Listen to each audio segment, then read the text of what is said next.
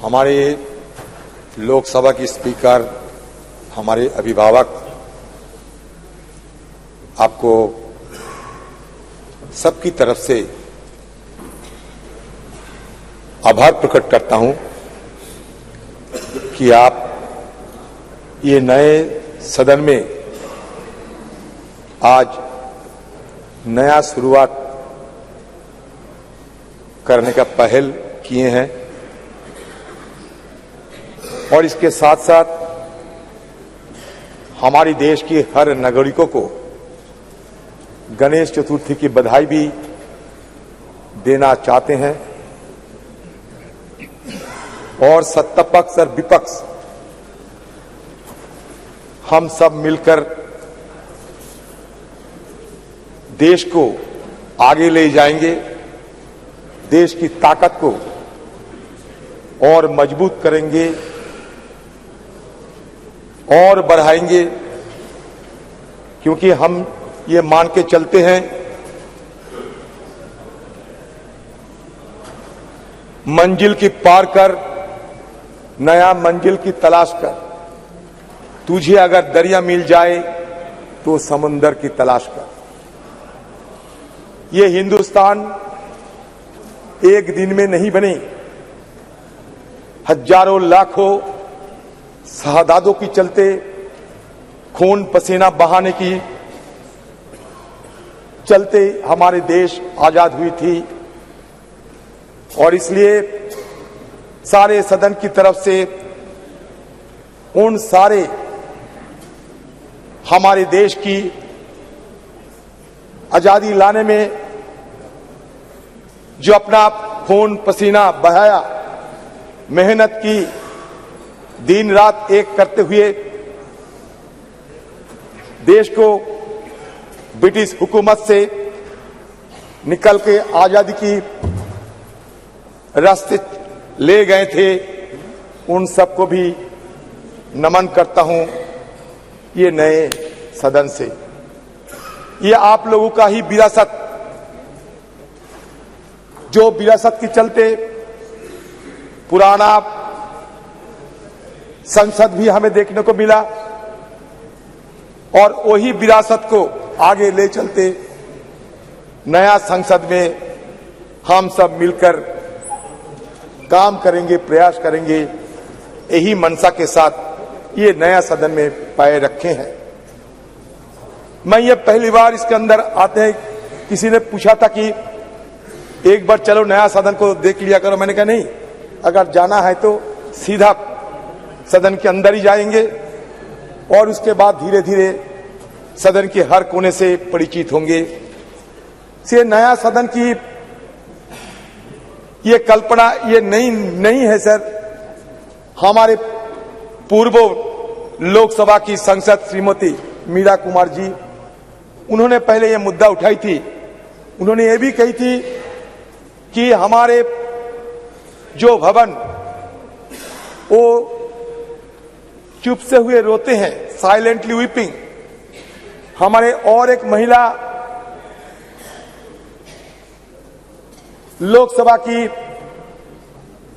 अध्यक्ष रही, सुमित्रा महाजन, भी ये गुहार लगाते थे कि हमें नया एक संसद, एक नया भवन की जरूरत है, क्योंकि बहुत सारे खामियां धीरे धीरे निकल आते हैं। अच्छा हुआ देर सवेर नया संसद हमें मिले हैं और इस सरकार जो आज सत्ते पे है, इन्हीं सरकार की इस पहल की चलते नया सदन बने हुए हैं। तो इसमें हम ये सबका है, ये कोई पार्टी के नहीं, कोई व्यक्ति के नहीं, सबका है। हमारे पूर्व प्रधानमंत्री जवाहरलाल नेहरू कहते थे कि देश में कार्टिज्म नहीं होना चाहिए, कोई व्यक्ति पूजा नहीं होना चाहिए, देश सबका है।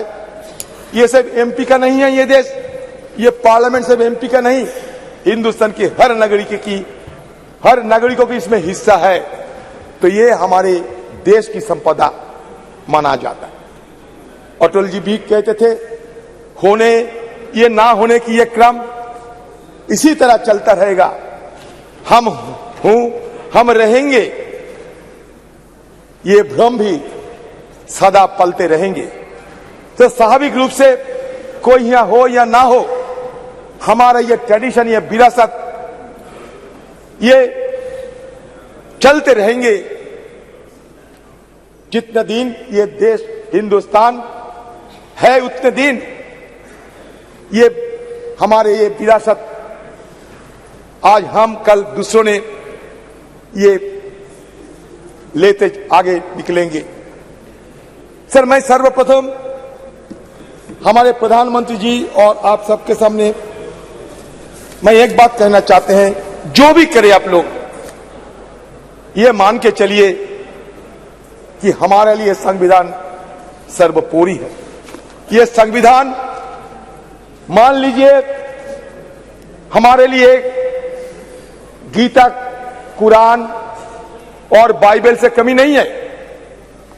ये संविधान जिसमें लिखा हुआ है सत्यमेव जयते, ट्रूथ ऑलवेज प्रिवेल्स, हम भी चाहते हैं कि सत्य की मार्ग पर हम आगे निकले और हमारे देश को सारे दुनिया में हम रोशन करें। सर, ये संविधान में ये लिखा गया पहली पन्नों में, जिसको हम कहते हैं कि प्रीएम्बल, ये प्रीएम्बल में ये लिखा गया, we the people of India, we the people of India having solemnly resolved to constitute India into a sovereign democratic republic and to secure to all its citizens. Sir, the people of India having solemnly resolved to constitute India into a sovereign, secular, socialist, democratic republic and to secure to all its citizens justice. Justice for what? Social justice, economic and political justice. Liberty. Liberty for what? Liberty of thought, expression, belief, faith and worship. Sir, हो गया sir? प्रधानमंत्री तो काफी बोले sir, कुछ बोलने दो। आप इजाजत दो यहाँ से बैठ के। सर, संविधान पढ़ रहा हूं ना सर। आप पढ़ेंगे संविधान? Sir, equality for what? Equality of status and of opportunity and to promote among them all fraternity. Fraternity for what? Assuring the dignity of the individual and the unity of the nation. In our Constituent Assembly, this 26th day of November 1949, do hereby adopt, enact and give to ourselves this Constitution. Sir, मैंने इसलिए पढ़ा, इसमें लिखा है we the people of India. ये नहीं लिखा गया कि ये हिंदू, ये मुसलमान, ये क्रिश्चियन, ये जैन, अलग अलग किसी ने ये प्रस्ताव पारित करते हैं। समग्र मिलके we the people of India मतलब सारे देश की, सारे भारत की, सारे इंडिया की, सारे हिंदुस्तान की, सब मिलके ये शपथ लिए गए थे। सर, हमारे आर्टिकल 395 आर्टिकल इसमें शामिल किए गए थे। उसमें जब पहला आर्टिकल, उसमें यह लिखा जाता है कि India that is Bharat shall be A union of state, मतलब भारत और इंडिया के बीच कोई अंतर नहीं है। जो भारत होते हैं वो इंडिया है, जो इंडिया होते हैं वो भारत है। हम जबरदस्ती किसी बहाने इसके अंदर दरार पैदा करने की कोई कोशिश ना करे तो बेहतर होगी, क्योंकि कुछ जगह में ये आशंका फैला जाते हैं कि हमारे देश में हिंदुत्व की तो बात हम सुनते ही है, लेकिन इसके साथ साथ हिंदुत्व बात भी आ जाएंगे क्या, ये आम लोगों में ये चर्चा है। मैं सबको संज्ञान में ये लाना चाहते हैं, क्योंकि ये मुद्दा हमारे देश के लिए ठीक नहीं होगा, क्योंकि हमें हमारी संविधान में ये ऑफिशियल जो लैंग्वेज है, ये 22 ऑफिशियल लैंग्वेज सब हमारे देश की लैंग्वेज है, तो कोई दरार पैदा करने की कोई कोशिश ना होने से बेहतर होगी, ये मैं जरूर आपसे मांग करता हूं। सर, सर्वप्रथम और एक बात कहना चाहते हैं सर, प्रधानमंत्री जी G20 और शुरुआत तो किए थे राष्ट्रपति जी की भाषण के साथ साथ पार्लियामेंट में नो कॉन्फिडेंस, उसके बाद G20 को तो हम देखे हर दिन देखते ही हैं, आज सदन में भी देखे, दोनों लोकसभा में भी देखे, सेंट्रल हॉल में भी देखे, यहाँ भी देखते हैं। प्रधानमंत्री जी की हर भाषण सुनते सुनते मान लीजिए कि हमारा जहन में सिमट गए। मैं इसलिए यह कहना चाहते हैं अभी कि सर देखिए, ये सदन की गरिमा की बात किया जाते हैं, लेकिन कम से कम सरकार कम से कम ये कभी सोचे हैं कि हमारे ये सदन में स्पीकर है लेकिन डेप्यूटी स्पीकर नहीं है, क्यों? ये पहली बार आजादी के बाद, संविधान रचना होने के बाद पहली बार हमारा ये सदन में स्पीकर साहब है लेकिन डेप्यूटी स्पीकर नहीं है, क्यों? ये हम सबको सर अगर बोलने देंगे तो मैं बोलूंगा सर। अब समय सर ये तो सर यही तो हमारा मांग उधर भी थे इधर भी है, इसीलिए कभी कभी हम थोड़ा जोर आवाज करते हैं, हमारा आवाज रुकने के लिए पूरा अपने बढ़ा दिए सारे बहुत ऊंचा कर दिया, हमें कोई अगर बात वहां तक पहुंच ना पाए। सर मैं ये कहना चाहते जो आरक्षण की बात हमारे प्रधानमंत्री जी अभी अभी कहे हैं, मैं ये कहना चाहते कि महिला आरक्षण 1989 में जब राजीव जी प्रधानमंत्री थे तब स्थानीय निकायों के चुनाव में उन्होंने 1/3 आरक्षण महिलाओं के लिए सुनिश्चित किया था। तत्पश्चात कांग्रेस की सरकारों ने लगातार प्रयास किया कि महिला आरक्षण का बिल पास हो, कानून बने, लोकसभा एवं विधानसभाओं के लिए भी 1/3 आरक्षण के लिए राजीव जी की सरकार, देखो प्रधानमंत्री जी कह रहे थे कि व्यवहार से पता चलेगा कौन कैसा व्यवहार करता है, प्रधानमंत्री खुद अब देख लो, प्रधानमंत्री का अपमान कर रहे हैं आप लोग, प्रधानमंत्री खुद आप लोगों को सिखाता कि व्यवहार की उल्टा व्यवहार करते हैं।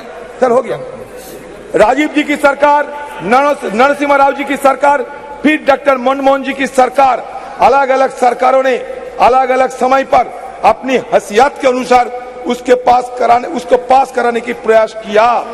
कभी राज्यसभा में पास होता था, लोकसभा में नहीं होता था, कभी लोकसभा में होता था, राज्यसभा में गिर जाता था।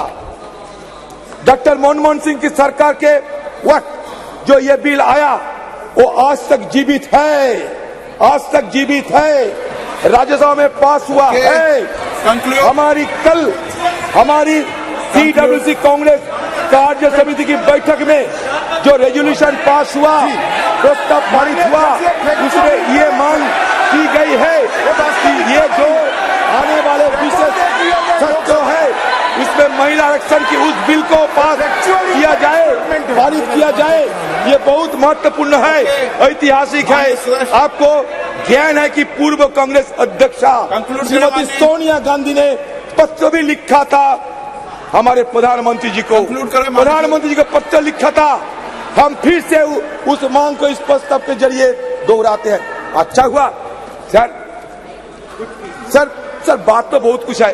प्रधानमंत्री जी सिंगल दिखा रहे थे, आप बोलना बाद में, अभी बाद में बोले सर, महिला आरक्षण प्रधानमंत्री सिंगल दिखा रहे थे। महिला आरक्षण बिल के समय आज तो स्वागत कर दे आपके, ये सिंगल सदन में स्वागत कर दे आज तो।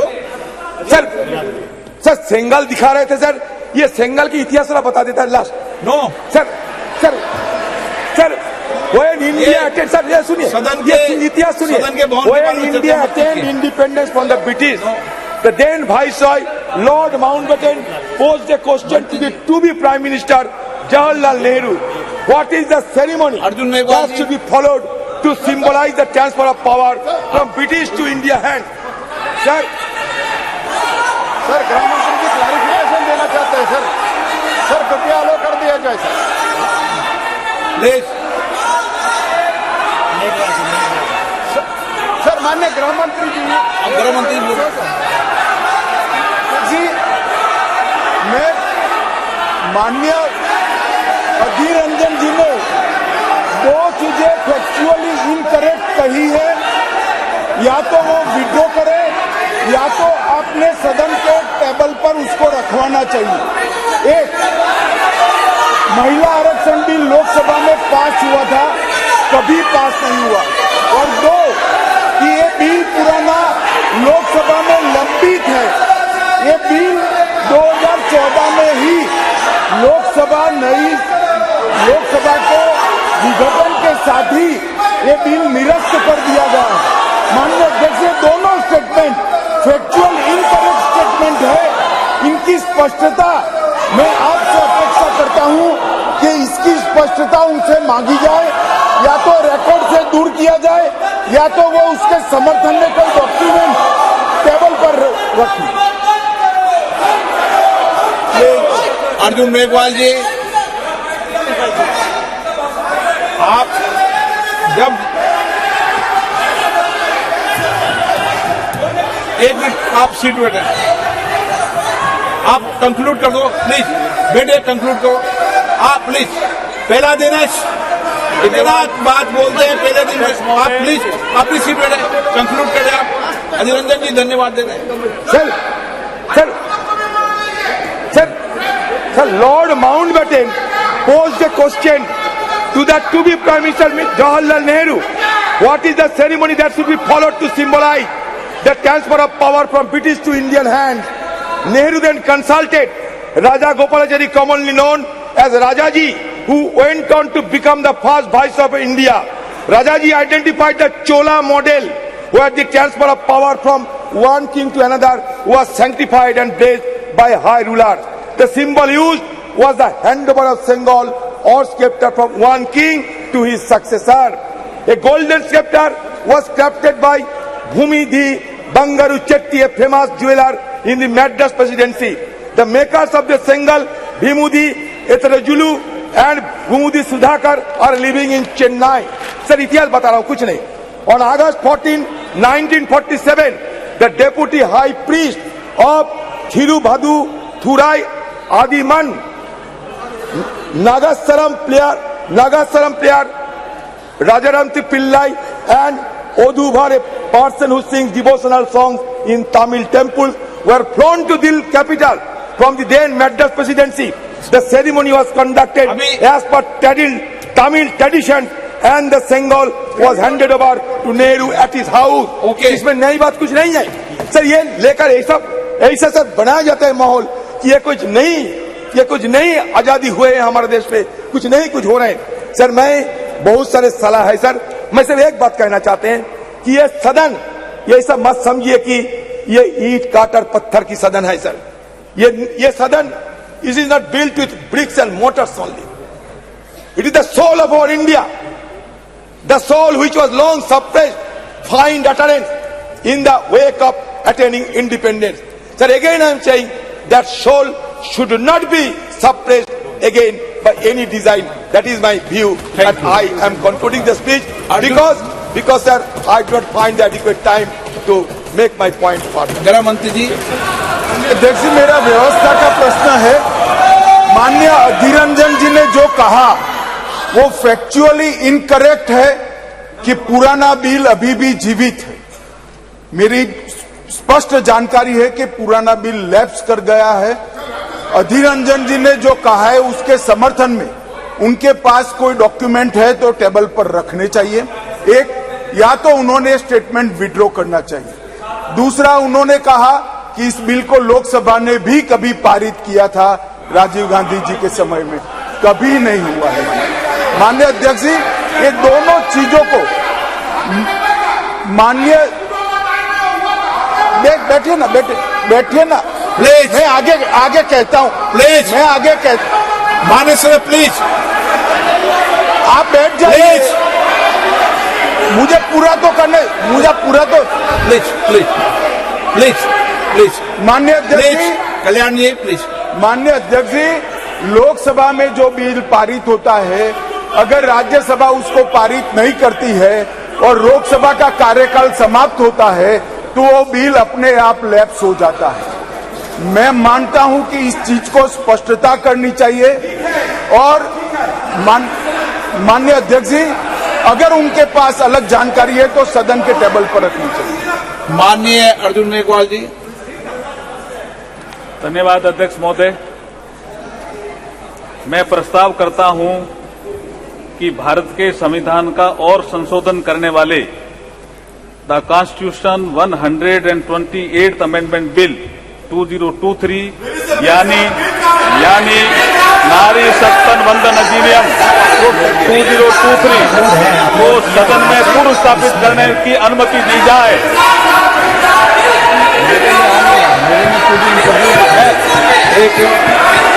मैं बोलना भी चाहता हूं सर। सप्लीमेंट्री बिजनेस में देखिए, बिल को अपलोड सप्लीमेंट्री बिजनेस में देखिए, बिल को अपलोड कर दिया गया है। नई टेक्नोलॉजी है संसद की, अपलोडेड और भी नई है। टेक्नोलॉजी में आप इसमें देख लें अपलोडेड भी है, बिल अपलोडेड अपलोड भी कर है, दिया है।